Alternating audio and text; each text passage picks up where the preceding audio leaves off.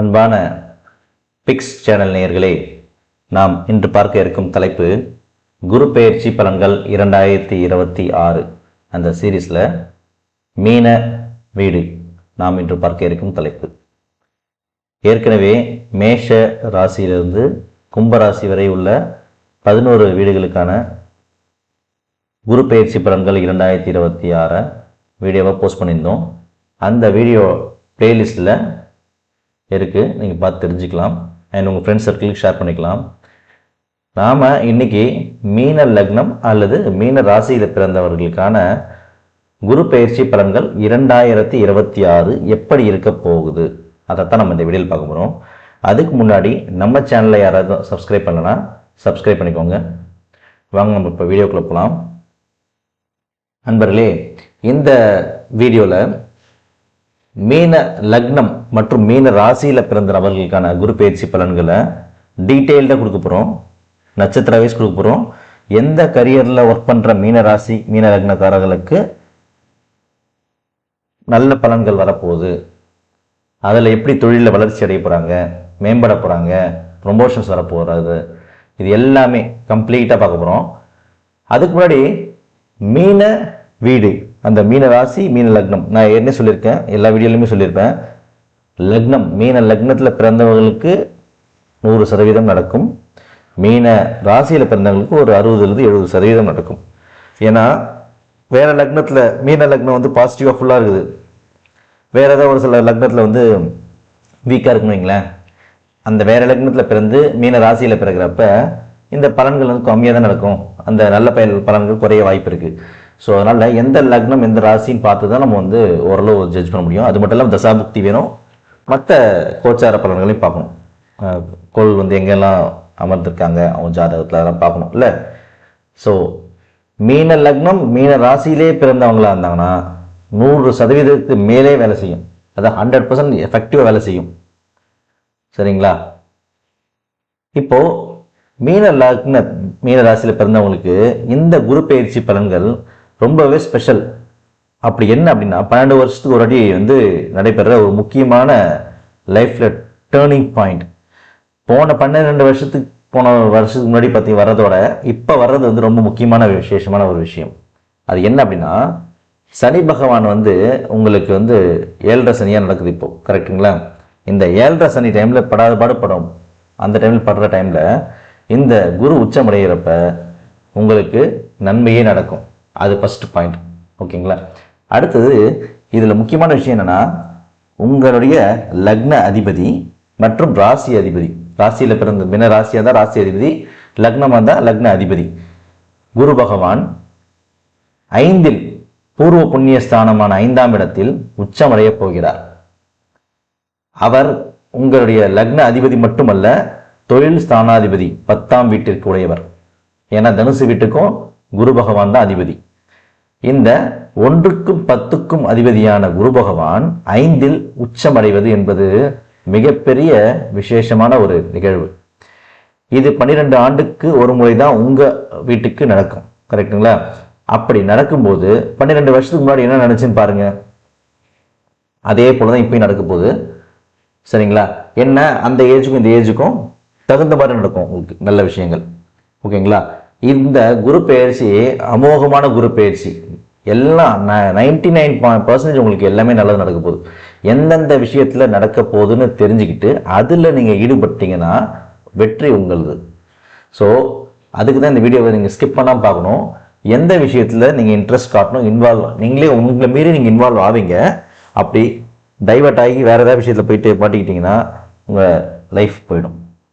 ஏன்னா உங்கள் ராசி அதிபதி 12 வருஷத்துக்கு ஒரு வாட்டி தானே வந்து உச்சமடைய போகிறாரு. இந்த டைமில் அந்த குறிப்பிட்ட விஷயத்தில் நீங்கள் இன்வால்வ் ஆகாமல் வேறு ஏதாச்சும் லவ், ஃப்ரெண்ட்ஸ் சர்க்கிள், அந்த ட்ரக்ஸு அந்த மாதிரி விஷயத்தில் போயிட்டு டைவர்ட் ஆகி போய் அடிக்ட் ஆகிட்டு தேவையில்லாமல் போயிட்டு இந்த 1 இயர் வேஸ்ட் பண்ணிட்டீங்கன்னு வைங்களேன், வர்ற போகிற லைஃபோட டேர்னிங் பாயிண்ட் மிஸ் பண்ணுற மாதிரி ஆகிடும். சரிங்களா? இது வந்து ஒரு ஏணி மாதிரி இல்லை, இது ஒரு லிஃப்ட். உங்களுக்கு ஆப்ரேட் பண்ணி டக்குன்னு மேலே தூக்கி விட்டுரும். ஏன்னா நீங்கள் கஷ்டப்பட்டு ஏறணும், கரெக்டுங்களா? இது லிஃப்ட் மாதிரி, எஸ்கலேட்டரு லிஃப்ட் மாதிரி இது இந்த ஆப்பர்ச்சுனிட்டி. சரிங்களா? அப்போ நீங்கள் எந்தெந்த விஷயத்தில் இன்வால்வ் ஆகணும் அப்படின்னு நான் சொல்கிறேன். ஃபஸ்ட்டு சரி, மீன வீட்டில் மொத்தம் 3 நட்சத்திரம் இருக்குது. ஒன்று முதலாம் நட்சத்திரம் பூரட்டாதி, 2வது உத்திரட்டாதி, 3வது ரேவதி.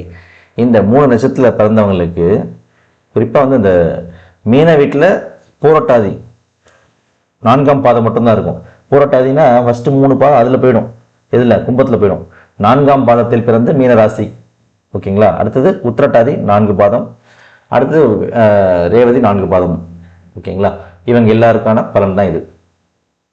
சரி, உங்களுடைய அதிபதி பூர்வ புண்ணிய ஸ்தானமான 5ஆம் வீட்டில் அமர்கிறார், உச்சமடைந்த அறை அமர்கிறார். பொதுவா அவர் நின்ன பாழ் அப்படி சொல்லுவாங்க, பாழ்ல அலைச்சலை கொடுக்கும்னு சொல்லுவாங்க.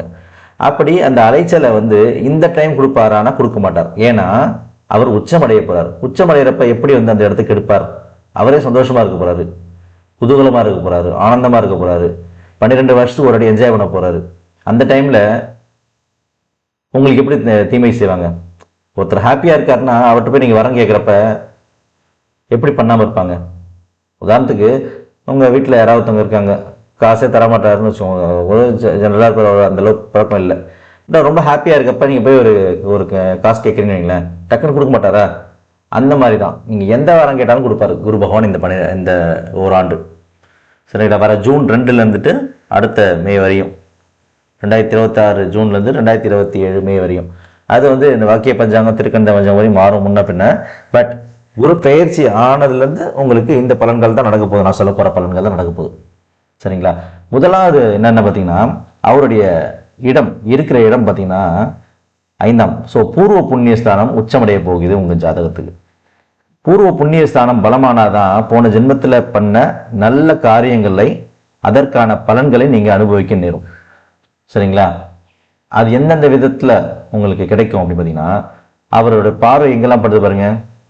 உங்களுடைய 9ஆம் இடமான விருச்சகத்தை பார்க்கிறார் 5ஆம் பார்வையாக. உங்களது 11ஆம் பாகவத்தை பார்க்கிறார் 7ஆம் பார்வையாக, அதாவது மகர ராசியை. அப்புறம் உங்க வீட்டையே பார்க்கிறார், ஓகேங்களா. 9ஆம் பார்வையாக மீன வீட்டையே பார்க்கிறார். அப்போ உங்க உயிர், ஆயுள், நீங்க ரொம்ப சந்தோஷமா இருப்பீங்க இந்த 1 இயர். அதாவது எப்படின்னா வந்து இருக்கிறதுலே வந்து ரொம்ப வந்து ஒரு நல்ல விஷயம், பணமா காசா பதவியா அப்படின்னு பார்த்தீங்கன்னா, புகழான்னு பார்த்தீங்கன்னா, நீங்க சந்தோஷமா இருக்கணும். குறிப்பிட்ட நபர், ஒரு ஹியூமனா பிறந்த எல்லாருமே வந்து சந்தோஷத்தை தான் அனுபவிக்க ஆசைப்படுறாங்க. அந்த சந்தோஷம் இந்த ஓராண்டு உங்களுக்கு கிடைக்கும். அதாவது சிற்றின்பம் இல்லை, பேரின்பமே அடைவீர்கள் நீங்க. ஏன்னா உச்சமடைந்த குரு பார்க்க போகிறார். குரு பகவானாலே பேரின்பம் அல்லவா. சுக்கிர பகவான் என்பது சிற்றின்பம், ராகு என்பது சிற்றின்பம், குரு பகவான் என்பது பேரின்பம். அந்த குரு பகவான் உச்சமடைந்து உங்கள் வீட்டை பார்க்க போகிறார். அப்படி பார்க்கும்போது உங்களுக்கு பேரின்பம் கிடைக்கும் தருணம் இது. ஃபர்ஸ்ட் இது. 2வது, குழந்தை பாக்கியம் இல்லாத மீன ராசி மீன லக்னக்காரங்களுக்கெல்லாம் இது ஒரு வரப்பிரசாதமான ஆண்டு. கண்டிப்பாக குழந்தை பாக்கியம் கிட்டும். சரிங்களா. பொதுவா 5ஆம் இடத்தில் புத்திர வீட்டில் இருந்தா பாழ் சொல்லுவாங்க. ஆனா உச்சமடையத்துக்கு அதுல வந்து கொஞ்சம் ரிலாக்ஸ்பிள் இருக்குது. சரிங்களா. அதனால இந்த மீன வீட்டுக்கு அந்த வந்து ஒத்து வராது அந்த லாஜிக். ஸோ குழந்தை பாக்கியம் கிடைக்கும், பூர்வ புண்ணியஸ்தானம் ஆக்டிவேட் ஆகும், முன்னோர்கள் சொத்து, அதாவது உங்க அப்பாவோட அப்பா அவங்க மூலியமா வர வேண்டிய சொத்து இதை தாமதம் இருந்தால் அதெல்லாம் வந்து உங்களுக்கு வந்து சேரும் நேரம் இது. அடுத்தது பார்த்தீங்கன்னா, அவர் பார்க்குற பார்வை எதை பார்க்குறாரு? உங்க வீட்டுக்கு 9ஆம் வீடு, இருக்கிற இடம் பூர்வ புண்ணியஸ்தானம், பார்க்குற இடம் பாக்கியஸ்தானம். பாக்கியஸ்தானம்னா என்னது? உங்களோட லக்கு. எப்பவுமே நீங்க எடுக்கிற முயற்சி மட்டும் முக்கியம் இல்லை, உங்களுக்கு வந்து பூர்வ புண்ணியஸ்தானம் பலமாக இருக்கணும், ஃபேவராக இருக்கணும். அடுத்தது லக்கு ஆக்டிவேட் ஆகணும். பூர்வ புண்ணியஸ்தானம் பலமாக தான் லக்கே ஆக்டிவேட் ஆகும். எப்பெல்லாம் குரு வந்து 5ல் இருக்காரோ அங்கேருந்து பூர்வ புண்ணியஸ்தானம் ஆக்டிவேட் ஆகி லக்கும் ஆக்டிவேட் ஆகும். அப்போ லக்கு ஆக்டிவேட் ஆயிடுச்சுன்னா நீங்கள் எடுக்கிற முயற்சி அனைத்தும் வெற்றி. சரிங்களா. அதுதான் 9ஆம் இடம். அதே போல தந்தை ஸ்தானத்தை பார்க்குறாரு. அவரை வந்து அவருக்கு ப்ரொமோஷன்ஸ், உங்களுக்கு தகப்பனார் இருந்தார்னா அவர் ஏதாச்சும் ப்ரொமோஷனாக காத்திருந்தாருன்னா அவருக்கு ப்ரொமோஷன் கிடைக்கும். அது மூலயமா நீங்கள் வந்து உங்களுக்கு வந்து வசதிகள் வரும். அவர் சந்தோஷமாக இருந்தால் உங்களுக்கு வசதி வரும்ல, அந்த ஏஜுக்கு தகுந்த மாதிரி. இல்லைன்னா அவரோட சொத்துக்கள் உங்களுக்கு கொடுப்பார். ஏதோ ஒரு வகையில் தந்தையின் ஆதரவு உங்களுக்கு கிடைக்கும். அவரும் குதூகலமாக இருப்பார். அவருக்கும் வந்து ஏதாச்சும் பிரச்சனைகள்லாம் உடம்புல ஏதாவது ஹெல்த் இஷ்யூ இருந்துச்சுன்னா அதெல்லாம் சரியாகும். சரிங்களா? அடுத்தது வந்து திருமணமானவர்களாக இருந்தால் அவங்களுடைய மைத்துனர், அதை மச்சான்னு சொல்லுவாங்களே, அவங்க கூட வந்து கருத்து வேறுபாடு ஏதாவது இருந்துச்சுன்னா அதெல்லாம் மறைஞ்சு 2 பேரும் ஒரு ரிலேஷன்ஷிப் பாசிட்டிவாக இருக்கும். அதாவது வந்து ஒய்ஃப் அவங்களுடைய தம்பி, பெண்ணாக இருந்தால் கணவன் வந்து தம்பி. சரிங்களா? அடுத்தது பார்த்தீங்கன்னா உங்களுடைய லாபஸ்தானம் ஆக்டிவேட் ஆக போகுது. அதாவது உங்கள் லாபஸ்தானம் ஆக்டிவேட் ஆக போது உங்கள் தொழில் அதிபதி, அவர் நீங்கள் மட்டும் இல்லை, தொழில் ஸ்தான அதிபதி இல்லை. அப்போ தொழில் பண்ணுறவங்க எல்லாம் லாபத்தை எதிர்பார்க்கும் நேரம் இது. சரிங்களா? அதே போல் உங்களுடைய மூத்த சகோதரர், உங்களுடைய சித்தப்பா, இவங்க எல்லாருமே இவங்க மூலயமா உங்களுக்கு ஆதாயம் கிடைக்கும் நேரம் இது. சரிங்களா? அதே போல் யாராச்சும் வந்து இந்த லவ் அஃபேர்ஸ்லாம் இருக்குன்னா அவங்களுக்குலாம் வந்து சாதகமான நிலை ஏற்படும். லவ் அஃபேர்ஸ் இருக்குல்ல, அவங்களுக்குலாம் வந்து திருமணம் லவ் கம் அரேஞ்ச் மேரேஜாக நடக்கும். எப்பவுமே குருவோட பார்வைப்படுறப்ப லவ் பண்ணாங்கன்னா அது அரேஞ்ச் மேரேஜாக மாறும். ஸோ மீன லக்னம் மீனராசியில் பிறந்த அனைவருக்கும், யார் யாரெல்லாம் லவ் பண்ணுறீங்களோ எல்லாருக்குமே வந்து பாசிட்டிவாக லவ் கம் அரேஞ்ச் மேரேஜாக முடியும். அவங்க ஜாதகத்தை பார்க்கணும். ஒரு சில எக்ஸப்ஷன் கேஸ் லவ் பண்ணுவாங்க, ஆனால் வந்து கொடுப்பனை இல்லாமல் இருக்கும் 2 பேருக்கும். அந்த மாதிரி இருந்துச்சுன்னா கஷ்டம். அவங்களே மேரேஜ் நிறுத்திடுவாங்க. கொடுப்பனை இல்லைன்னா, கொடுப்பனை இருந்து லவ் பண்ணாங்கன்னா அரேஞ்ச் மேரேஜாக போய் முடியும். இந்த ஒரு ஆண்டில் கண்டிப்பாக 99.999% நடக்கும். ஓகேங்களா? ஸோ லாபம், பணம், பெரும் பணம் கிடைக்கும். நீங்கள் எதில் கை வச்சாலும் அதில் ஒரு மிகப்பெரிய லாபத்தை நீங்கள் அனுபவிப்பீங்க இந்த டைமில். பெரும் பணம்னா கோடிகளில் புரளும். சில பேருக்கு லட்சத்தில் புரளும். லட்சம் கோடி தான் உங்களுக்கு பெரும் பணம். நம்மளை பொறுத்தவரையும் 10 லட்சத்துக்கு மேலே இருந்தால் தான் பெரும் பணமே. இப்போதைக்கு இப்போ இருக்க சுச்சுவேஷன் படி 1 லட்சம்லாம் பெரும் பணமே கிடையாது. கரெக்டுங்களா? கண்டிப்பாக 10 லட்சத்துக்கு மேல் வருமானம் வரக்கூடிய சூழ்நிலை 99.99% இல்லை மீனராசி மீன லக்னத்தை பிறந்தவங்களுக்கு கிடைக்கும் இந்த ஓராண்டில். அதாவது நீங்கள் எப்படி எடுத்துக்கலாம், இதை ஒரு ஜாப் ஜாயின் பண்ணிங்கன்னா